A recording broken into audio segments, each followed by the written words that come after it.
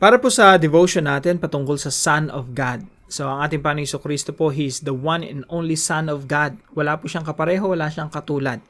Now, tayo po ay mga inampon, no? Adopted children of God. So, isa lang po talagang anak ng Diyos, walang iba kundi ang ating Panginoong Jesucristo. Pero tayo po ay pinagmalasakitan ng Diyos, kinaawaan, kinahabagan, pinakitaan ng kanyang walang hanggang biyaya. Kaya bagamat tayo mga kaaway ng Diyos, tayo ay inampon. Meron tayong kaparehong, ang matindi mga kapatid, inampon tayo, pero binigyan tayo ng kaparehong status ng ating Panginoong Jesucristo. Alam niyo po ba, pag binasa niyo sa Bible, kung ano yung property ni Jesus, property mo din. Kung ano yung status ni Jesus, status mo rin. Kaya sabi sa Ephesians chapter 2, we are seated in Christ in the heavenly realms. Kung yung inauupuan ni Jesus Christ, yun din yung status natin. In fact, ang gusto talaga ng Diyos ay maging katulad natin ng ating Panginoong Jesucristo, Romans 8:29, 1 John chapter 3 verse 2, maging katulad talaga natin siya just as He is.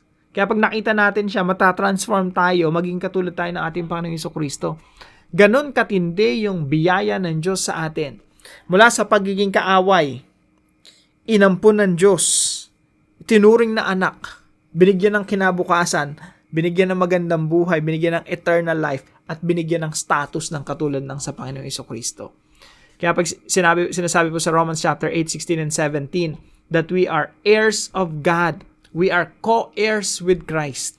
Tayo ay mga kapwa tagapagmana ng ating Panginoong Jesucristo. Kung anong pagmamayari ni Jesus, pagmamayari din natin. Ganon katindi yung status na binigay sa atin ng Diyos dahil sa ating Panginoong Jesucristo. So, dito po sa ating devotion patungkol sa Son of God, marami pong mga bagay na involved dito. No? Naniniwala po tayo sa Trinity, Father, Son, and Holy Spirit. At the same time, we believe in one God.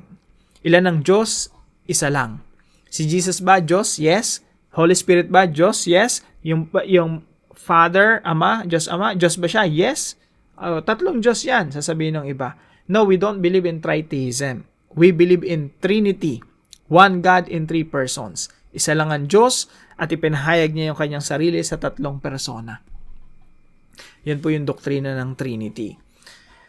Now, sabi po rito sa John chapter 5 verse 18, for this reason, they tried all the more to kill him. Not only was he breaking the Sabbath, but he was even calling God his own Father. Kaya pag nangungusap ang Panginoong Jesucristo sa Diyos Ama, very personal. My Father. Making himself equal with God. Sariling Ama ang Diyos at ginagawa ang sarili niya nakapantay ng Diyos. Yan po ay nakasaad din sa Philippians chapter 2, verse 6 to 8, onwards, na kapantay siya ng Diyos. Now, dito po sa Hebrews chapter 1 verse 3, sabi dito, the Son, Jesus Christ, is the radiance of God's glory and the exact representation of His being, sustaining all things by His powerful word. So, ang ating Panginoon Jesucristo, He is the radiance of God's glory and the exact representation of His being. So, kung ano ang Ama, ganun din ang anak. Hindi sila iisa. Of course, they are one in a sense na we believe in the Trinity. Pero hindi tayo naniniwala na kung sino si Jesus, yun din yung Ama. Ang tawag doon kasi modalism. Ibig sabihin, parang the way they describe it, parang dati ay parang yellow, tubig, pwedeng solid, liquid, gas, no? Pero isang yellow lang, no?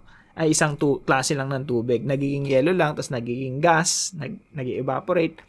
So, hindi ganun ang paniniwala natin. Hindi rin tayo naniniwala sa 3-in-1 coffee, no? Na parang yung just 3-in-1.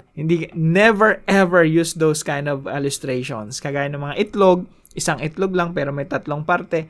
Mga maling illustration yun, no? At hindi nga dapat natin in-illustrate yung Diyos sa mga ganong kaparaanan.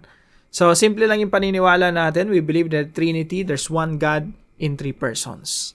So, ganun lang po kasimple. Now, here sa Hebrews chapter 1 verse 3, sinasabi rito na yung Son of God, He is the radiance of God's glory and the exact representation of His being. They are distinct, magkaiba sila, pero they're exactly the same in nature. Sabi dito, the exact representation of His being. Kaya ang sinasabi ni Jesus Christ doon sa kausap niya, He who has seen me has seen the Father. Kung sino nakakita sa akin ay nakakita na rin sa Diyos Ama. So, wag po tayo malilito, no? Yung Diyos Ama at Diyos Anak magkaiba, but they are one. So, tingnan natin kung may mga verses. Napakaraming mga verses po patungkol rito. Actually, yung sa time ni Jesus Christ, yung mga tao doon, majority ay monotheistic. Yung talagang meron lang one solid God na ito lang yung God, no?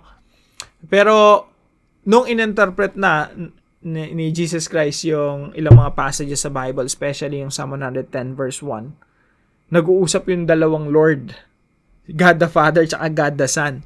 Sinasabi ni Jesus Christ, ako yung kausap nun, dun sa Psalm 110 verse 1. So later on, na-realize ng mga disciples na, Diyos pala si Kristo, tapos Diyos Ama, tapos yung Espiritu ng Diyos. There's only one God manifesting in three persons. So, si Jesus Christ, He is the Son of God, the second person of the Trinity. So, yun po yung paniniwala natin, no? Father, Son, and Holy Spirit. Now, dito po sa application natin, I hope marami po tayong natutunan, no? Lalo-lalo na yung pagsasakripisyo. Isipin mo, Jesus is our God, our King, tapos nagsakripisyo para sa atin. Mind-blowing eh. Parang, that's something you cannot really imagine. Yung Diyos nagkatawang tao, namatay doon sa krus para sa atin. Something na hindi mo makikita sa kahit anong history or kahit anong myth or kahit anong storya ng mga Diyos nung unang panahon, no? Quote-unquote, mga Diyos-Diyosa ng yung ibang mga Diyos talagang, based on their culture, sila yung mga sinasamba, yung nagsasakripisyo ka sa kanila, etc., etc. Pero sa atin lang, may Diyos na nagkatawang tao at nagsakripisyo para sa atin. At wala ni isa man sa atin kayang tumbasan yung sakripisyo ni Kristo. So, in return, dahil nagsakripisyo ang ating Panginoong Jesucristo para sa atin, ang kaya lang natin talagang i-offer sa Panginoon ay yung sarili nating buhay at sabihin natin, Lord, I offer my life to you. Gamitin niyo ako para sa inyong kaluwalhatian at kapurihan. So, nabanggit ko kanina sa devotion, no, na si Charlie Kirk na namatay in assassinate. Batang-bata, 31 years old, no? Kaya isang patunay yan na yung buhay natin, wala yan sa pahabaan ng buhay eh. Wala yan sa, abutin ka ng senior citizen, 80, 90 years old eh.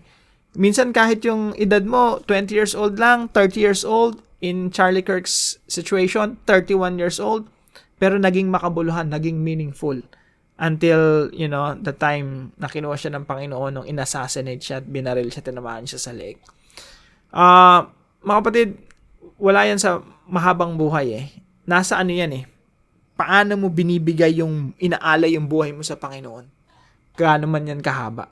Kay Charlie Kirk, sobrang liit lang, konti lang yung buhay niya, no? Maikli lang.